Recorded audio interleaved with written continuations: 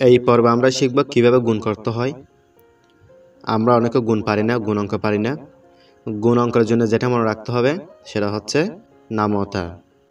আমাদের 1 থেকে 10-এর নামতা পর্যন্ত মুখস্থ রাখতে হবে। তাহলে চলো আমরা এখানে 1 নম্বরের গুণ অঙ্কটা করি। এখানে দেখো 1 নম্বর গুণ অঙ্কটা আছে 235, এরপর আছে এখানে 23। এখন আমরা গুণ করব এই দিক থেকে, এরা হচ্ছে গুণ চিহ্ন। তাহলে আমরা গুণ করব এই দিক থেকে। যেহেতু এখানে 3 আছে, আমরা কার নামতা গণনা করব? 3-এর নামতা। 3-এর নামতা আমরা কয়বার গণনা করব? 5 বার।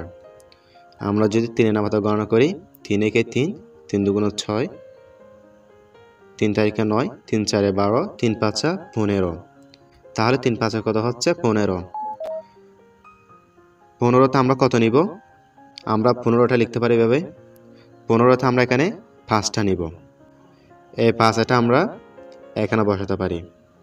এই 15-এর মাঝখান থেকে আমরা কোন সংখ্যাটি নিব? এই 5 এই সংখ্যাটি নিব। যেটা ডানে থাকবে সেই সংখ্যাটি আমরা এখানে লিখব।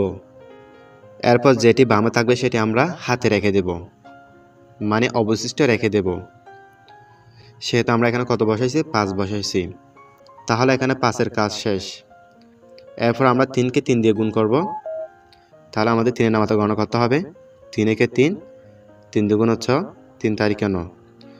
অর্থাৎ 3-এর নামতা কয়বার গণনা করতে হবে? 3 বার পর্যন্ত। তাহলে আমাদের এদিকে হাতে ছিল 1, এদিকে হচ্ছে 3 তারিখে 9। তাহলে 1-এর সাথে 9 যোগ করলে কত হয়? 10 হয়। 10-এতে আমরা কোন সংখ্যাটি নিব? এখানে ডানে যে সংখ্যাটি আছে ওই সংখ্যাটি আমরা এখানে লিখব, এই যে 0। এরপর এখানে আবার কি আছে? হাতে 1 অবশিষ্ট আছে। তাহলে আমরা যদি 0 নিই, তাহলে এখানে হাতে আছে 1, অবশিষ্ট আছে 1। সব সময় আমাদেরকে খেয়াল রাখতে হবে, গুণ করার পর যদি দুটি সংখ্যা আসে, তাহলে বামে যেটা থাকবে সেটা আমাদেরকে হাতে রেখে দিতে হবে, অবশিষ্ট রেখে দিতে হবে। তাহলে এখানে অবশিষ্ট থাকতেছে 1। এরপর 3 দিয়ে আমরা 2কে গুণ দেব। 3-এর নামতা গণনা করব কয়বার পর্যন্ত? 2 বার পর্যন্ত। 3 দুগুণ 6, তাহলে 6 আসতেছে এখানে।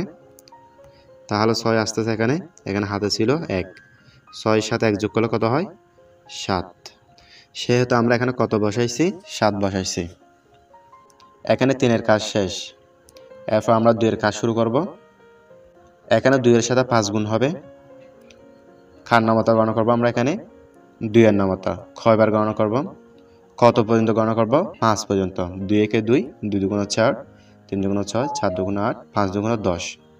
যেহেতু 10 আসতেছে, আমরা 10টা লিখতে পারি এভাবে। তাহলে আমরা বলছিলাম কি,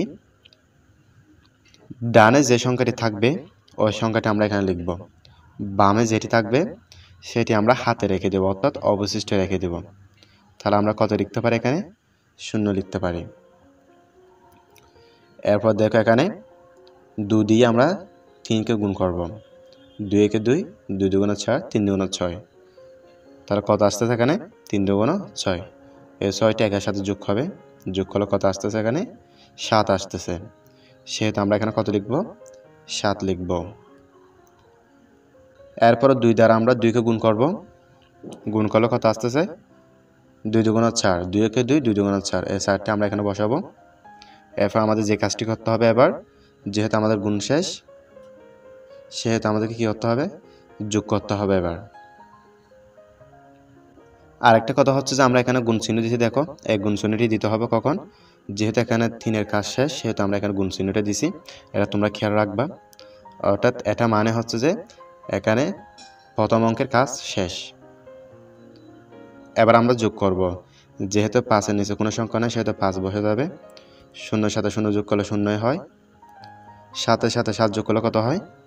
14 হয়। 14 4। তাহলে আমরা বামের দিকে 7 7 যোগ করলে কত হয়? 14 হয়। 14 কত হবে? 4 হবে। অবশিষ্ট থাকতে 4 এখানে 1। এরপর এখানে 4 আছে, 4-এর সাথে অবশিষ্ট 1 যোগ হবে, তাহলে কত হয়? 5 হয়। তাহলে শিক্ষার্থী বন্ধুরা, এটা হচ্ছে আনসার। তোমরা এটা ভালো করে দেখে নিবা।